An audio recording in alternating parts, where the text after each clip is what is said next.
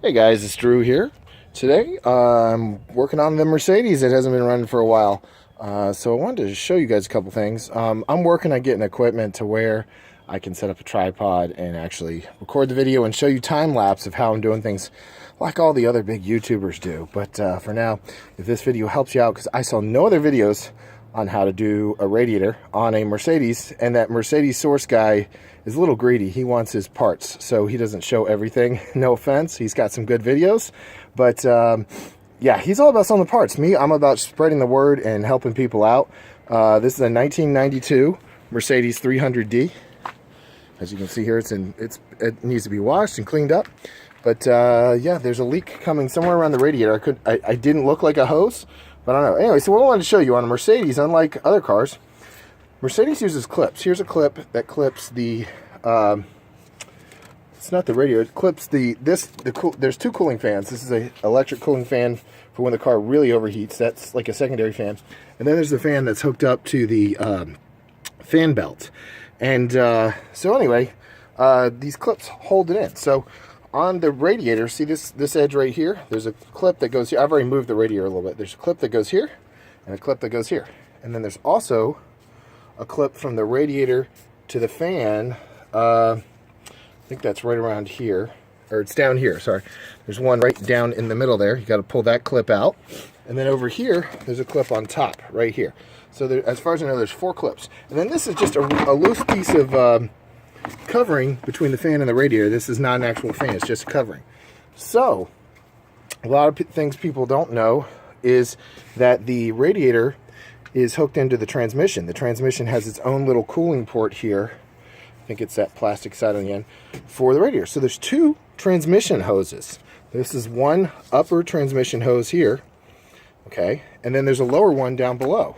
Okay, and you're also going to need to obviously disconnect this upper hose here.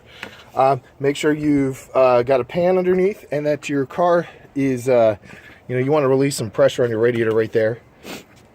And it's going to be messy, believe me. Now, luckily, most of my coolant had drained out on this car, so I only drove it literally from the base of my driveway up here. So I didn't have to refill the coolant, and it didn't have time to overheat. So I don't know that that actually hurts the engine or not. I'm hoping it didn't. I don't think it did. So you got this hose here. Okay, we're going to go underneath. There's my pan right there. You don't need a professional pan. This is just plastic. And you can see the transmission fluid in there is bright red. It kind of mixed with the coolant. Okay. So underneath here, this is the other radiator hose on the bottom. Okay. And then there's your radiator drain. If you want to drain the radiator before you do this, which is probably a good idea, you pull that plug right there and you let it drain into a pan. This pan probably wouldn't hold all the radiator fluid. Okay, so then above that, see if we can get over there, there's a second transmission hose. So there's 2 transmission hoses on the side. See that? Right, I can't touch it, but see that thing that looks wet right there? That is the other transmission hose. There's 2 transmission hoses there, and they look like this. And they're 3/4. So the best tool for that is one of these. You buy them in a set usually. They're open-ended, so you can get around the hose and come in like that. And they're awesome. I mean, you really couldn't do this job without it. I'm pretty sure the Mercedes dealer has a special tool for it. So you can see what I'm talking about. With a regular wrench, it's really hard to get in there. So you that one. And then let's see, this little piece here, there's a screw that clips there's a second radiator hose that goes to the top.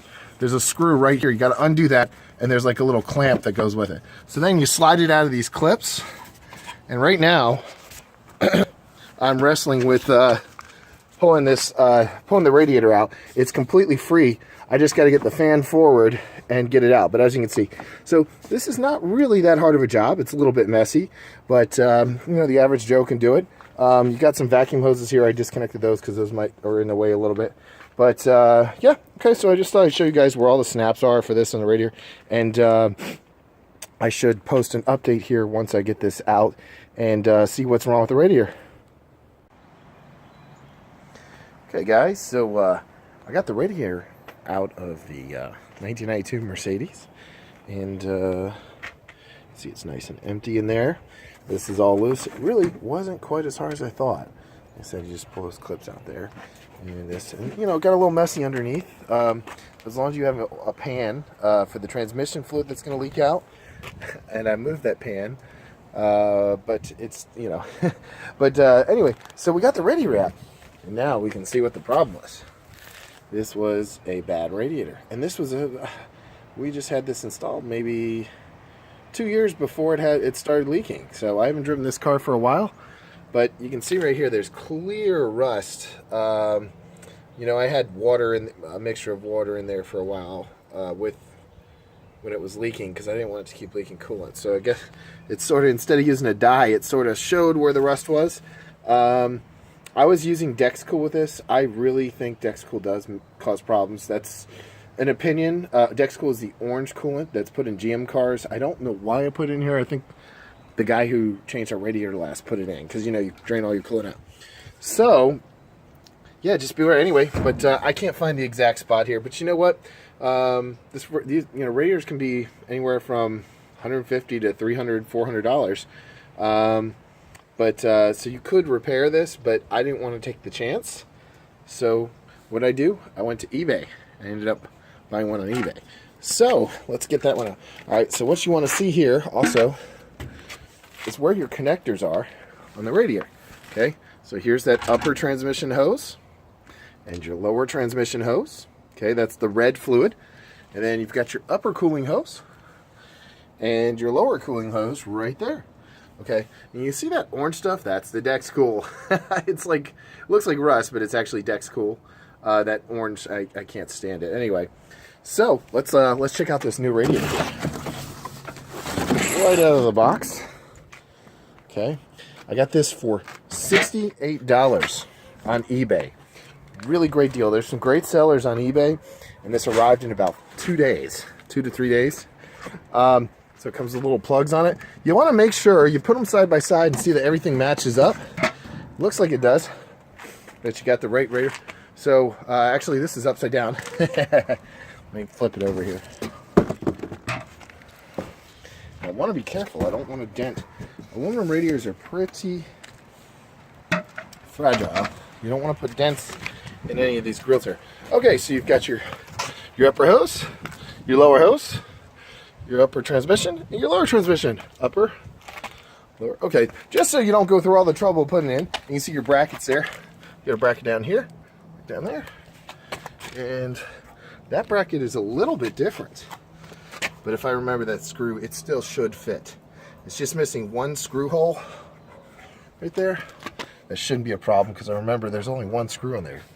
So that should fit as we put it in. All right, well, let's get to it. I'll post it as I go here. Okay, guys, so I had the radiator seated back in here. I can say that was a lot easier than taking it out. And the fan, it's still a little out of, the fan cover, still a little out of place. Haven't hooked any of the hoses up yet. I wanted to mention two things here. As I said, the radio is seated. It's got two little feet, which I'm going to show you in a second. Two things you're going to need that I recommend when doing this job. This is a face mask. I got this at Harbor Freight. And as you can see, as I was down there rehooking the hose up, some transmission fluid splattered right about where my mouth would be. So I don't recommend safety glasses. I recommend a face shield. This is a 25-year-old car, and there's all sorts of dirt and junk that's just going to fly in your face. So I saved myself a mouthful of transmission fluid. That's awesome. So I definitely recommend a face shield. And you're going to want some tape, any kind of tape, because as you're bringing this transmission hose back up, you have this loose nut here. And as you're carrying it up, it's easier to have probably to tape that up there. So we're going to do that. Let me, I'm going to put this face mask on, get under the car here.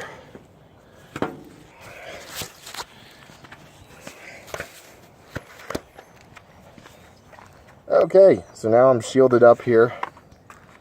If I sound muffled, it's because I've got the face shield on. Look at all this stuff that fell out from under the car. It's just dirt and oil crud over years and years of using this car. So I'll probably sound like Darth Vader now. Okay, so you're going to see right here, these are these things that the radiator seats in. There's little radiator just puts right in there. There's little notches, so you know exactly where to put the radiator in, okay? And then this is the lower hose again. And then the upper hose is the one that I pulled out here, and that's the one that leaked in my face. That I'm gonna have to carry around up through there and then tighten on the top. So you can see why the fan cover is not quite in on top. I'm gonna have to work on that a little. It's out right here. So just, but yeah, you're gonna want that to be snug in there before you put those clips in, obviously. Okay, guys. Well, here's a look at the end. There's the lower hose, and coming back around here. This is a process, let me tell you. So, still not quite seated there. We'll get it though. We'll get it. All right. Well, let's give it the next step. And as I'm going to reconnect the hoses. As I said, this one's probably not going to be as easy as I want it to be. That's the upper hose, but we'll get it there.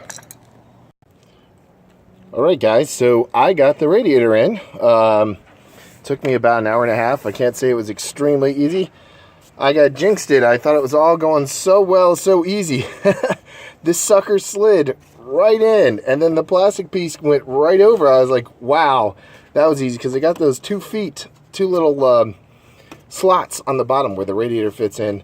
Well, I jinxed it, because it's not as easy as it looks. Now, let me show you. The great thing about YouTube is you learn from my mistakes if you're doing this job. I gotta tell you though, this working on Mercedes is really not as much of a do-it-yourself thing. I mean, these Germans laugh at people. No offense, I'm German heritage, but I think the makers of Mercedes were doing this creepy German laugh when they put these cars together, because they knew they were going to be so hard to work on.